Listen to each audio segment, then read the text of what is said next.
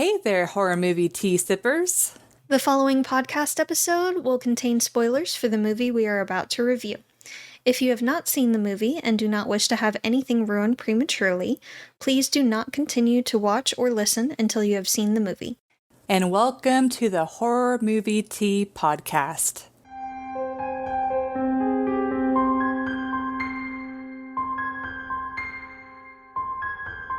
Today we are covering No One Lives, which was requested by Grana. Thank you. Thank you. But before we go into the review, let's grab our cups and talk about tea. So I am drinking the Plum Deluxe Portland Rose City Chai, and I did something a little special, and I just warmed milk to steep it in, so we will see how that goes. But it's a lot of chai, right? Yeah. Well, it's like how I've done it before is like half water, half milk. I usually do that too. But for me, it never comes out quite right, so I'm hoping that just the milk, it will make it less watery. It can be difficult to find a good balance, and I feel like it also varies from brand to different brand. Yeah. ones. So yeah. I find it difficult to say chai tea because that's basically saying tea. Because chai means tea. But I think most people that are familiar with chai tea knows that it has like very specific flavor profile. Yeah, it's supposed to be, especially over here, but yeah, technically speaking, chai means tea. So it just feels weird saying tea. But anyways, it's got black tea, rooibos tea, Oregon rose petals, cardamom, ginger, cinnamon, lemongrass, blackberry, and almond essence. But yeah, it's definitely the ginger and cinnamon, maybe the cardamom, that I like very much associate with chai tea. Like it's not a chai tea unless if it has that for me. And I chose my tea because I've already had my allotted caffeine for the day. And I'm also anticipating the next movie that we're doing, and I'm gonna repeat the tea. So, in anticipation of that, I chose Bigelow's Chamomile, Vanilla, and Honey Herbal Tea. Trying to see how that correlates with the next movie we're covering. You'll see when we get there. But this one has chamomile, natural vanilla, and honey flavors with other natural flavors and licorice root. Cool. It's a very calming tea. I can imagine. But thank you, as always, to Plum Deluxe for allowing us to continue to do what we love. And for our tea sippers out there, brew yourself a cup of tea, sit back, relax, and we hope you enjoy the review. We forgot to mention, we are drinking them out of our merch mugs. Yes. As well. I'm afraid to touch mine, but it's a please don't kill me. Yeah, she's got the please don't kill me mug, and I've got the I'm going to kill you at some point mug. Available on our Teespring. Someday we are going to get like all of our merch mugs, and so we can just cycle through them and surprise. Have them on like a shelf up here. Oh, that would be cool! A wall of all of our merch. That would be I've got cool. Plans. Oh man, I like those plans. So for the summary of No One Lives, a credit to IMDb. A gang of ruthless highway killers kidnap a wealthy couple traveling cross-country only to shockingly discover that things are not what they seem. Yeah, essentially they find out that they're kidnappers. Yeah, I know. IMDb is not that great at summarizing. I mean, technically they're more robbers than highway killers. They had, according to the movie, that was the first time things went sideways. And they were mad at the dude that killed that family. Yeah. So, not quite accurate. Yeah. Like, they technically were, but, okay, they're a gang of ruthless criminals. Yes, I think is a more accurate. Yes, much better. I like that better. Yeah, they'll do almost anything to get money. Yes. Yep. But yeah. So for entertainment, I'm suddenly itchy. I will give this a 7.25. Like, you know, I don't prefer slashers, but this is one. Saying a lot. There was a fair amount of gore in this. Yes, but the gore, there's only like once or twice I was like, ooh. Yeah. But the rest of the time, blood. Yeah, it wasn't that bad. Talking from someone that doesn't really like gore. And the gore made sense. Yeah, it wasn't like gory for gore's sake. Yeah, it made sense. But I love that this isn't your typical slasher. I feel like the past 10 years we've been getting more and more of these, like, let's put a twist on, like, I forgot there's, like, I know there's the movie with agoraphobia woman who, like,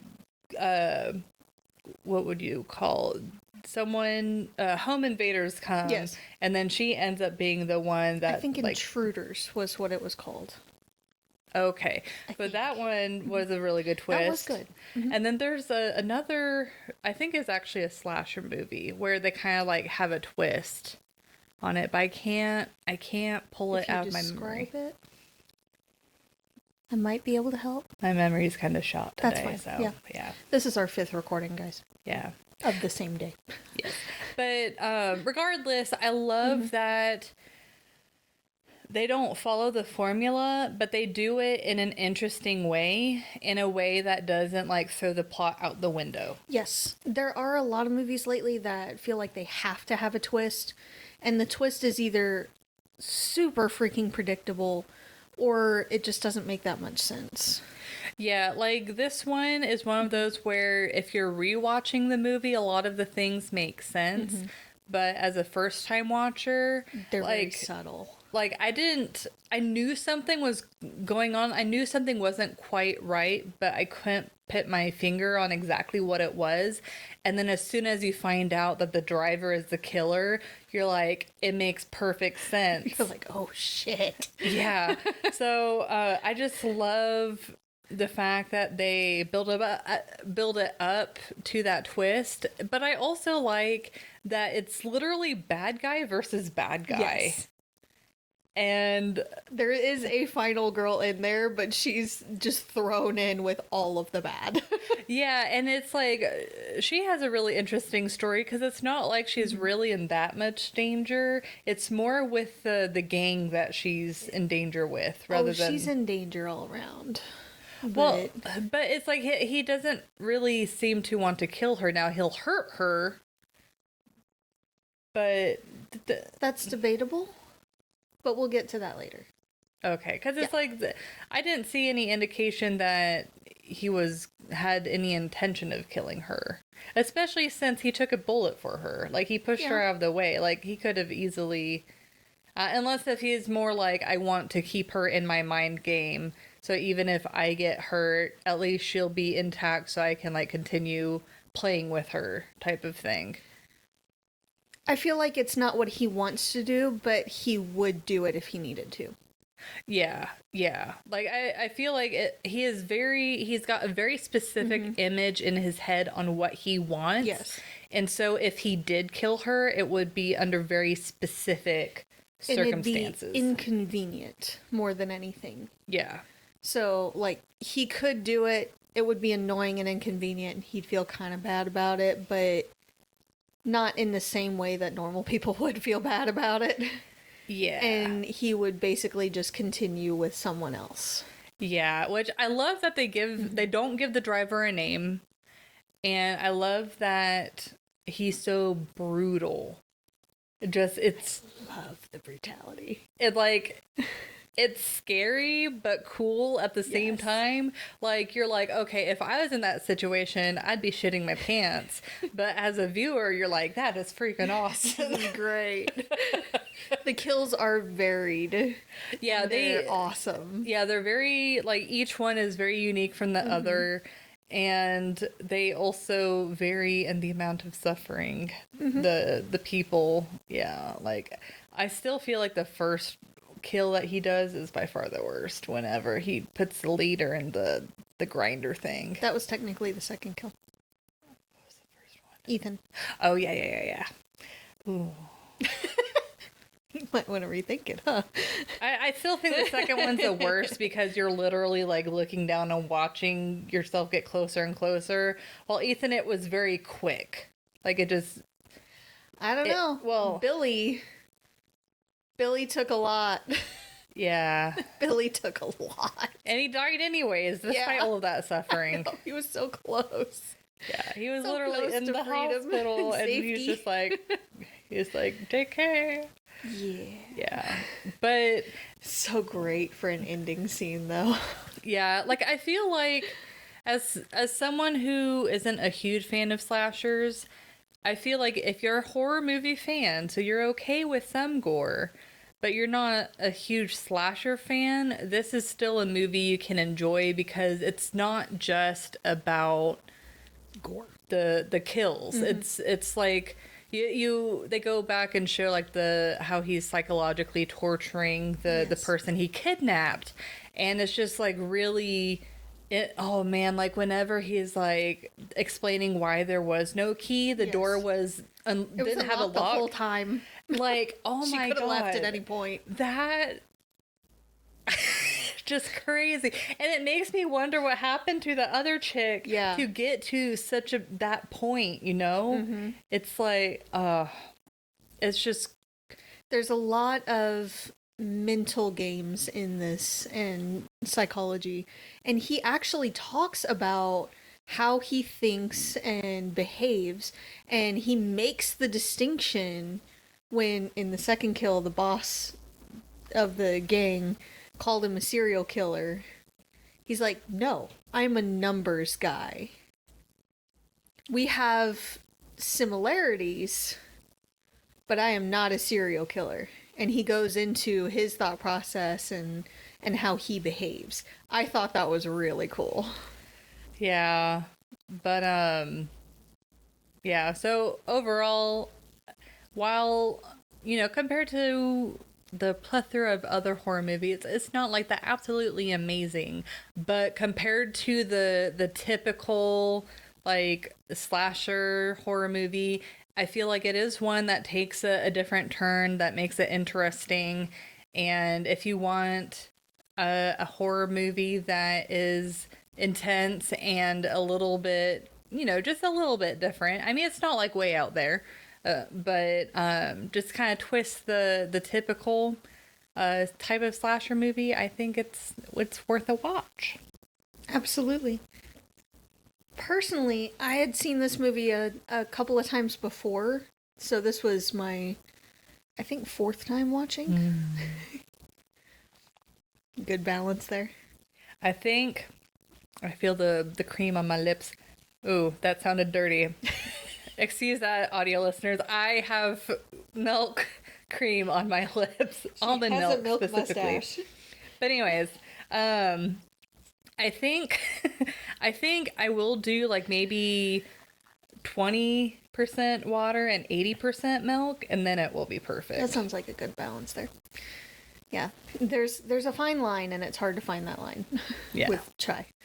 But anyway, so I want to say this is like my fourth viewing, and each time I watch it, I find something else, some other little tidbit that I missed before, or I can appreciate another aspect of it. So I give it an 8. Dang. I really like this movie. Like, the more I watch it, the more I like it. So, yeah, there's a reason I'm giving it an 8, for sure. I'm very glad that someone requested this movie. Thank you again, Grana. And I absolutely love it. The brutality of the kills, with them still being largely within the realm of possibility and realism. The effects were really good.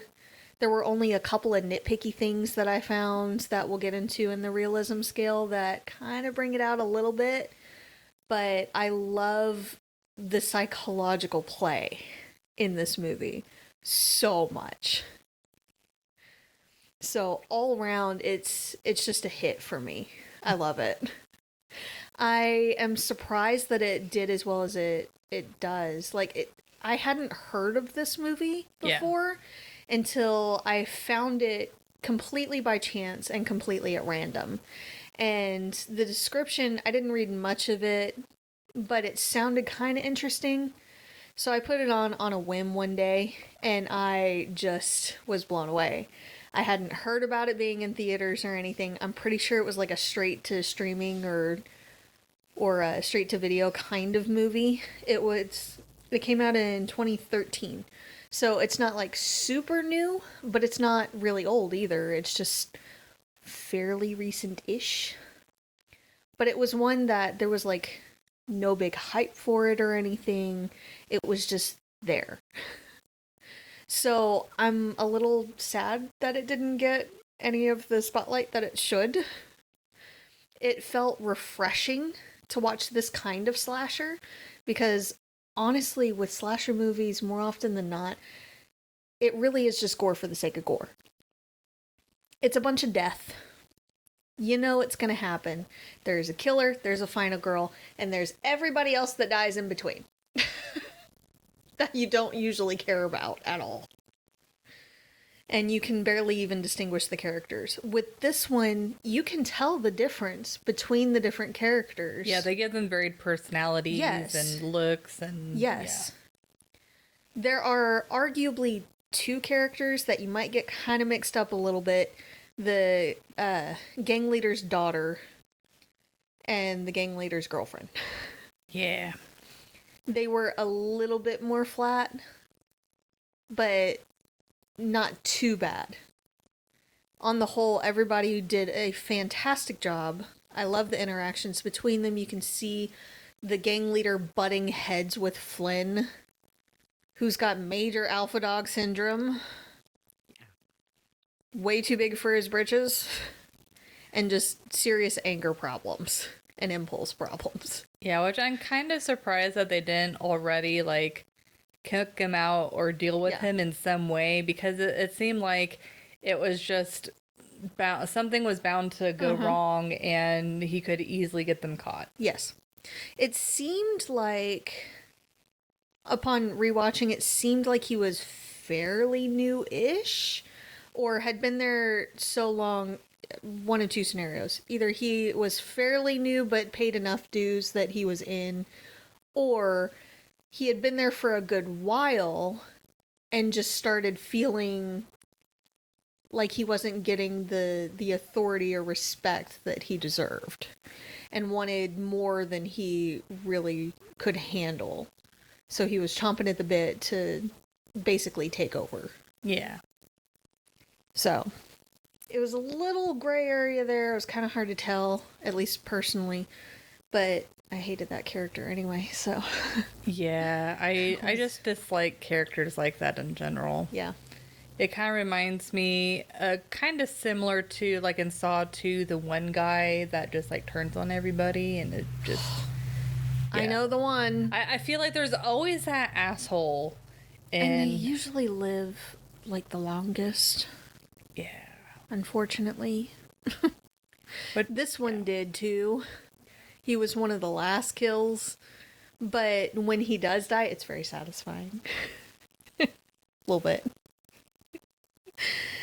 So, but the kills are varied. He makes excellent use of terrain, of different traps.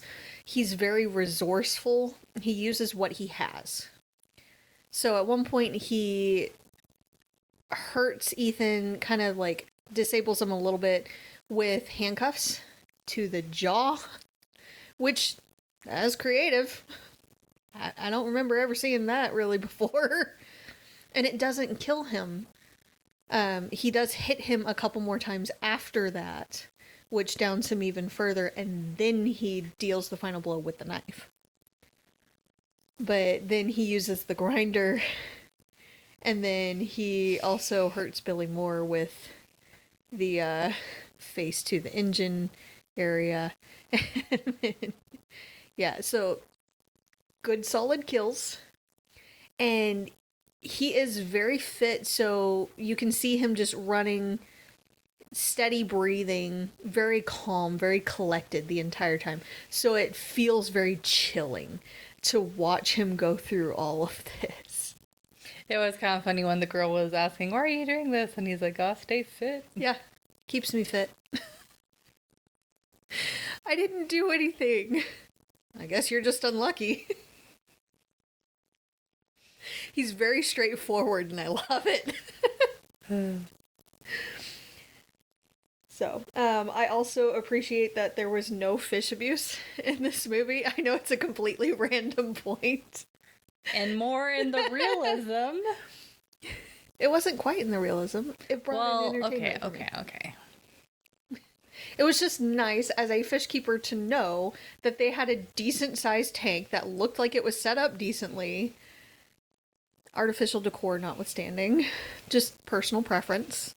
But it was set up nice. It was clean. It looked like it had everything it actually should have.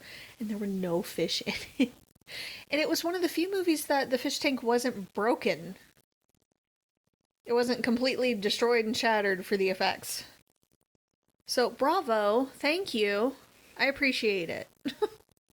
Random side note, but I appreciate it.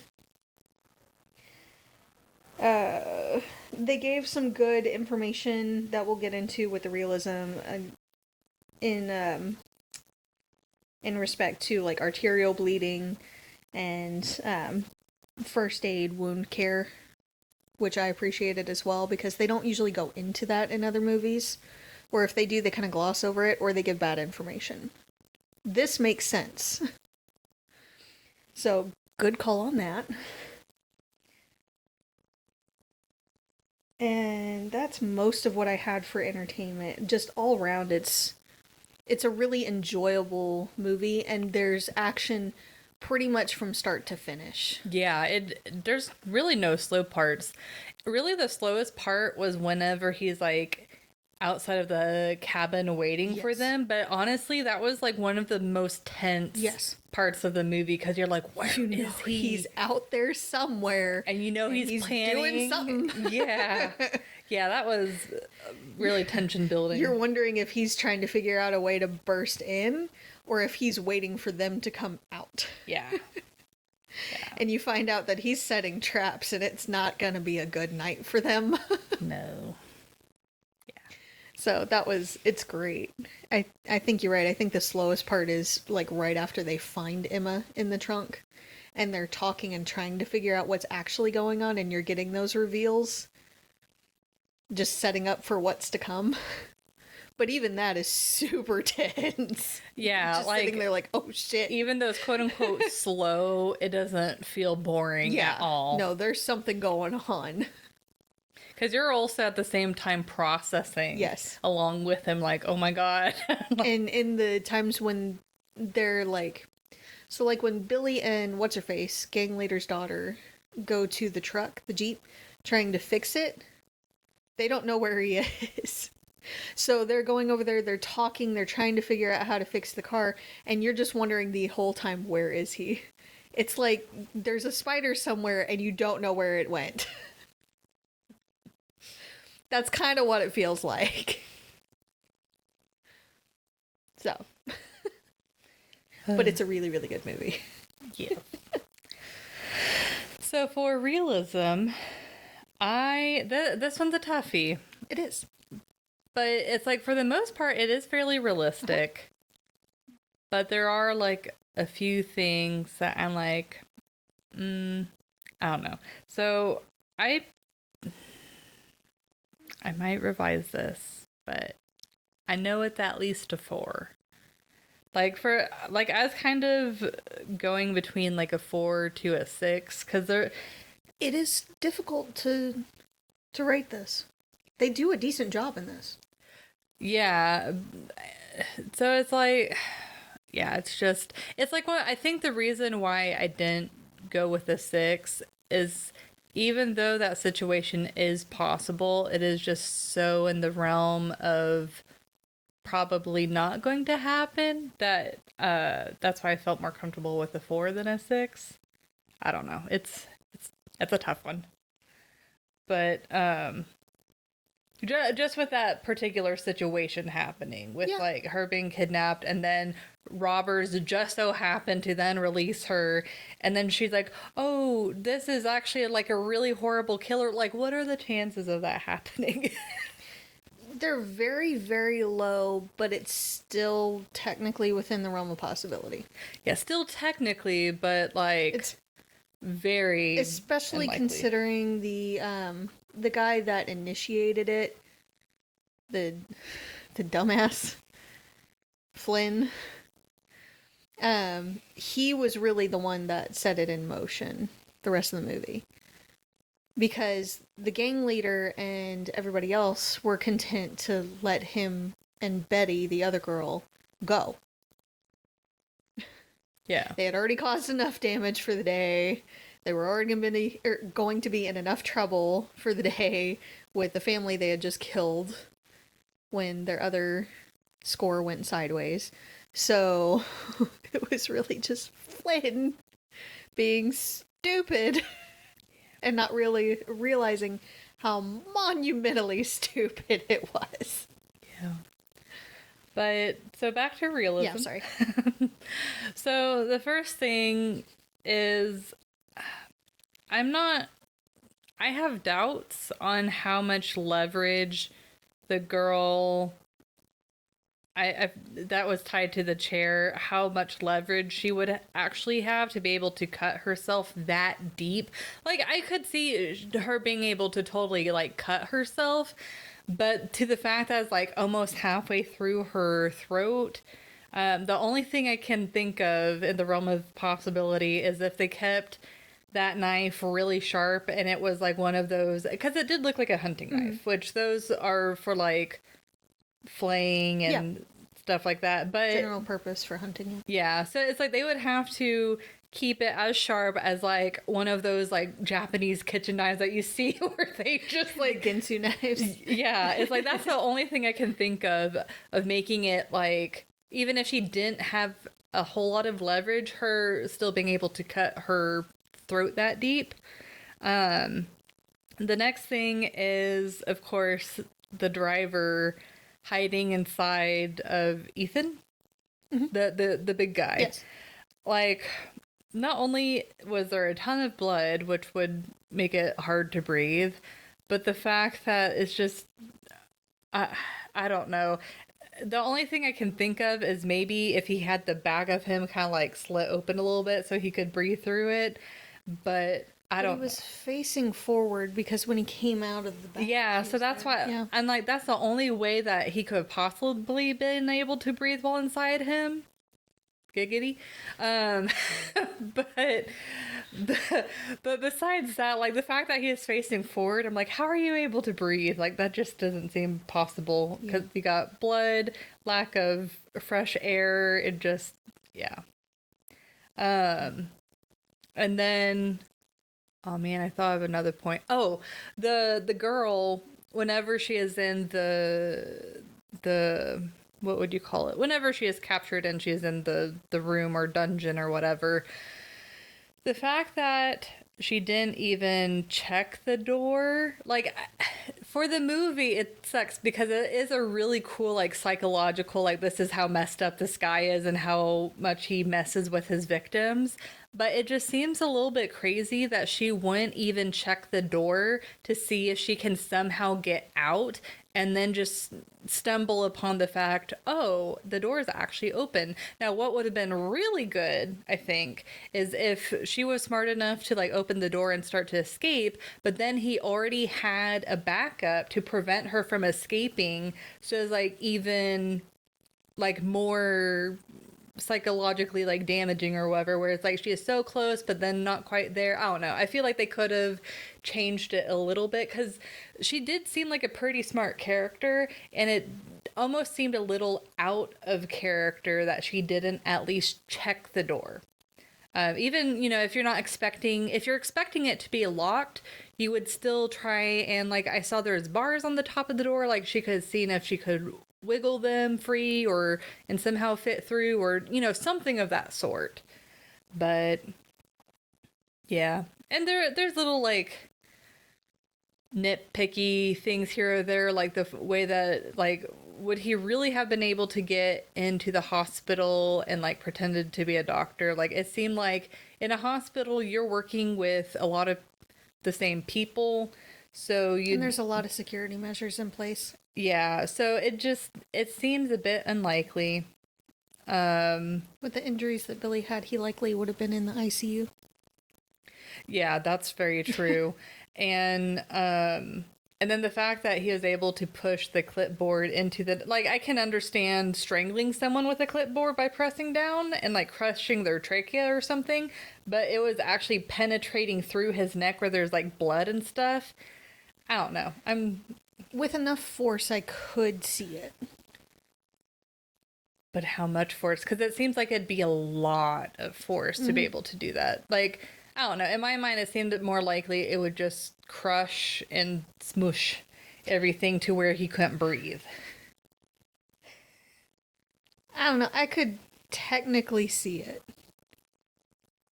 But only just. But yeah, I mean, there's little things here or there on like disputing on whether or not the whole concept of like him and Emma, him wanting to go through all of that trouble and stuff. I don't know. It's like I would have to know a little bit more about his backstory and where he's coming from to truly understand. Because from what we know with a lot of like historical serial killers, they might initially capture someone to quote unquote keep them, but they tend to still kill them at the end. But he's not a serial killer. Well, okay, but he is. I don't know. He definitely has some sort of motive, though, and I saw it as part of his ritual, and he was still acting through that ritual. It hadn't been completed yet with her. Maybe. But then it like brings to the thought, well, how does he choose? Anyway, is it semantics? They didn't go through that because there wasn't enough time in the movie. Yeah. I would love a prequel. Love a prequel. But yeah, without having more information, it's hard to tell like how much in the realm of possibility that is. But yeah, it's like I could see it happen depending on the circumstance. I could see it. So I actually give it a 5. This movie does a really decent job. Like, on the whole, everything is fairly realistic. There are a few nitpicky things. Like, on the whole, the effects are really good, but like with the neck slicing thing with Betty, her blood in particular was very watery. Yeah, I think as far as an effects standpoint, they did that so that way it gushed out better. Yeah, but yeah, I totally see. I get the reasoning behind it, but it didn't have quite the same effect. It took me out of it a little bit because I'm like, wait a minute. And if I remember right, it did seem like the blood looked a little bit lighter than it. I could be wrong. No, the color, at least to me, looked about right. It was just that it was so watery. Like, it gushed out a bit too much. I do agree. I feel like the knife wouldn't have gone quite as deep normally. Now, it could also be that in his panic, Ethan pulled back. That's true. While she was pushing forward, because he wasn't expecting that at all. And it was just such an off-the-wall situation that, like, he jerked back and made it worse, potentially. Yeah, that's very true. So that is one way it could have gone that deep without it normally have been so. So that one, it's hard to gauge that particular death. But I want to know, when the killer, Big Bad, went into Ethan, naked by the way, which says some things psychologically, I feel like. But where did Ethan's organs go? And a lot of his bone structure? Because they would have been in the way for the dude to climb his in. Spine. His spine, his rib cage, like there's a lot there. Yeah, and they're all attached. Yeah, a little bit. Yeah. And if he removed a lot of those things to make space, appropriate space for himself, because he wasn't like a small dude. He's thin, he's fit for sure, but he's not a tiny dude. No. Like, he needs some space. I don't care how flexible he would be to be able to cram himself in there. You're gonna need some space, dude. So, taking out the necessary bits, one, it would have taken a lot of time. Two, where did he put it all? Because we only saw blood on the floor, not organs or other viscera or bones. But if he took a lot of those things out to make room for himself, how were what's-her-face, gang leader's girlfriend, and Billy able to carry Ethan's remains and the dude without the dude falling out through the back? Yeah. Yep. Not to mention, how would he breathe? There's a lot in there. So that was the biggest thing that seemed unrealistic to me. Yeah, I agree. Cool as it was, the imagery of him coming out. Yeah, you're like, holy remains, crap. Oh my god. It's very impactful. Extremely. It was metal as fuck. Very, very impactful scene. Sick imagery. And the blood, like, dripping off him, it was a good consistency, good color and everything. It makes a point. It makes a statement. But not exactly realistic. Yeah. Cool. Very cool. Very great movie effects and working there. Not realistic. I do also appreciate that he didn't clean it off before staring at the house. So like, Emma opens the door and sees him, and she's like, nope, staying in the house. I'm gonna wait a little bit and have him kill some of you first. I'll get away while he's killing you guys. Yeah, see, that's one thing that I forgot to mention. That is one thing. It's like, she did mention, oh, while he's killing you, I'll try and escape. But then she, like, didn't actually try to escape, really. She was biding her time, which I thought was very smart. Emma, throughout the whole movie, is very smart and resourceful. Yeah, she looks like a very calculating person. Yes, she is extremely capable. She clearly has had at least some level of self-defense training. And she is smart. She thinks through things, and she pushes through pain. So, in the very, very beginning, when she ends up stepping on broken glass and the piece goes into her foot, she stops only briefly to remove the piece of glass, bind her foot, keeps the glass, because that's a good weapon. That was really smart. And then continues forward. Though you know that had to have hurt like a son of a bitch. Yeah. It had to have hurt.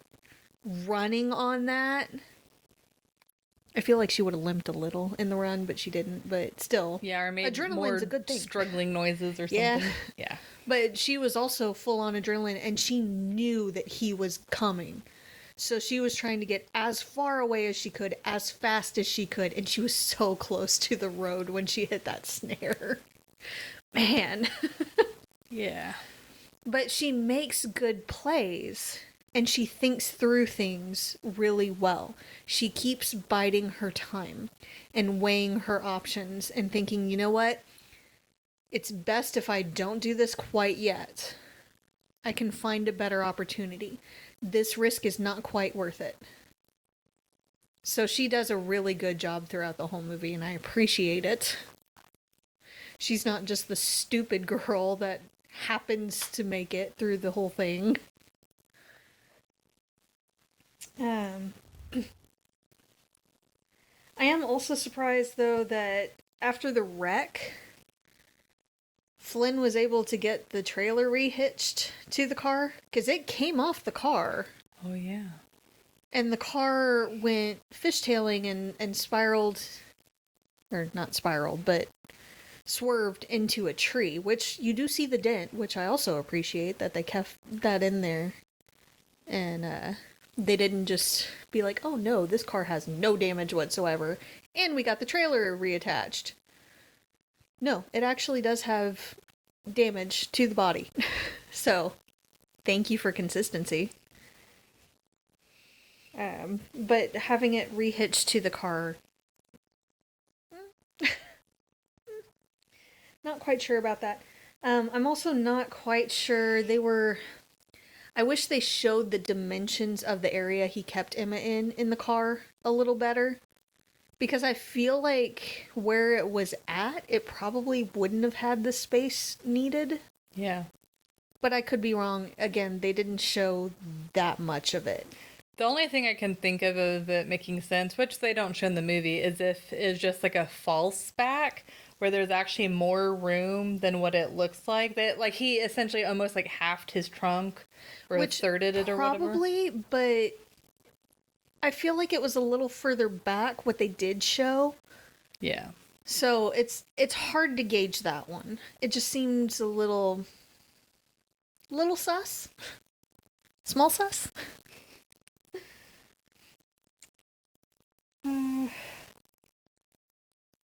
Again, the description of the arterial bleeding and the effects of the arterial bleeding and then the first aid care for it was really good and insightful.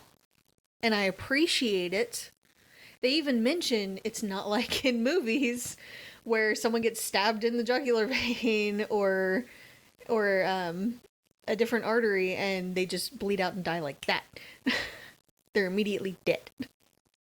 It's not like that. It does take a little bit. It's very fast, but it does take some time. But because they're losing so much blood so fast, it's extremely difficult, if not impossible, to render aid yourself. You have a very, very, very small amount of time because you're going to have a lot of dizziness, nausea, and your energy's just going to go down. Not to mention coordination kind of goes out the window. So it's extremely important to get that first aid immediately, and it definitely helps when someone else is there to do it for you. Yep.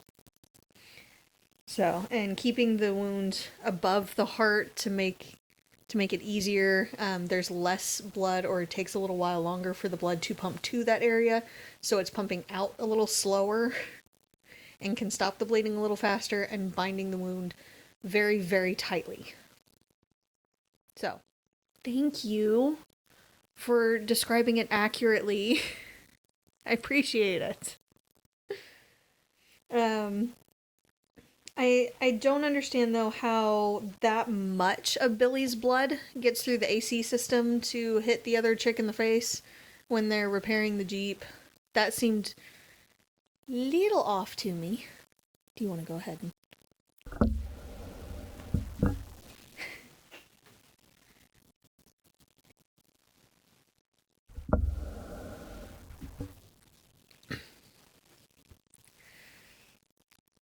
seemed a little off to me.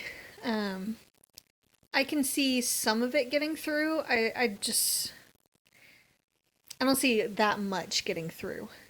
And the car's still working after. Like, the other people get to it and crank it and it works just fine. They're able to drive off. So that part, I'm not an expert. I'm not a mechanic. I'm not. But it just seemed a little mild sus. Medium sus. And then with gang leader's girlfriend, that has to have been the quietest shower curtain ever. Yeah, but it's like obviously the plasticky. Yeah. Yeah. But for them to not be that far away, motel rooms are not that soundproofed. Even with water going, they would have heard some kind of struggle. I know he was very quick, but they would have heard some of that. Especially the way he tied up the curtain to hold her up. Yeah. They would have heard a lot of that. Also, bravo. He moved very quick for that. Yeah. To position her like that. Very quick. That was very fast. So, timing on that was... And for them to not have heard it at all. And they just open the door to the bathroom and she's positioned.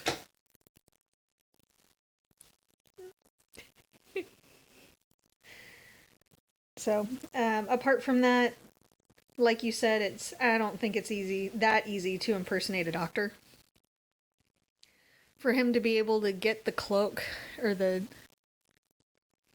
coat, doctor's coat, and walk through there with no badge or anything, get into the guy's room, which, if he's not in the ICU, which I would be shocked if he wasn't, then he would have been in recovery or something.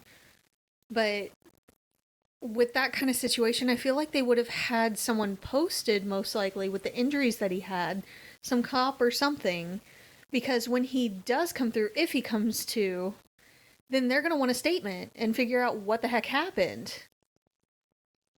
Like, did someone do this to you? Because clearly someone dropped him off at the emergency entrance. So, what happened, my dude? They were picking buckshot out of his neck. Well, plus the fact that, like, he went in there with no disguise or anything. Like, yeah. The hospitals these days typically have cameras. Yeah. Even back in 2012, 2013. Yes. So it just seemed like a huge risk and very confusing how he was able to get in there, impersonate a doctor, kill the dude, and leave. And Billy was hooked up to all these different monitors. None of them coded when he died. So there was no rushing to the room from various nurses or doctors or anything. Just that part seemed really off. And then when he comes out of the hospital, Emma's arriving, which, interesting timing there, but okay. And he was standing right there in full view of media cameras. Video cameras and regular photo cameras. Bulb slashing and everything. So his face is all over that footage. If she's coherent enough to know that he was there, which I'm pretty sure she was, then she could easily point police to that footage and be like, that's him. This is the guy that did this to me. He's the one that took me. He's the one that caused all these injuries that I have scars from and everything. He's the one that killed these people. I saw him do most of it. This is him. Yep. Then they know who to look for. So it just seemed like an unnecessary risk. And it seemed very out of character for someone as calculating and as ruthless as he is. I can see him making sure there's no loose ends. So finding a way to kill Billy so he doesn't talk, sure. I get that. That's fine. I accept that. I don't accept how he did it, but I accept it. That he would kill Billy just to make sure he doesn't talk. But the way he goes about it, no. Call him bull. Out of character. That's what I got. Went a little overtime, didn't we? I know, but there was a lot of good stuff. There's a lot of meat to this movie. Pun intended. Sure. Why not? But, like, overall, like, you know, I'm not going to pretend that it's, like, the best slasher out there, or it's the best, like, twist movie out there, but it's a pretty solid movie. It knows what it is, and it does it pretty well. Yeah. So if you haven't seen this movie yet, I recommend checking it out. And, yeah. Absolutely. So... But thank you everyone for joining us today, and please comment on what you thought of the movie. If you'd like to recommend a movie, game, or tea and keep up to date with our content, you can find us on YouTube, Twitter, Instagram, Facebook, TikTok, Discord, and most places you listen to podcasts. And if you'd like to support the podcast, please subscribe, like, and share our content. If you'd like to support us monetarily, we do have our Teespring with our lovely mugs and shirts and other merch available. And we have our PayPal or our affiliate link with Plum Deluxe. Again, it does not affect the price of the tea. It just allows us to continue to do what we love. You'll find all of the sites mentioned linked below. And until the next time, guys, stay safe and stay spoopy. Bye!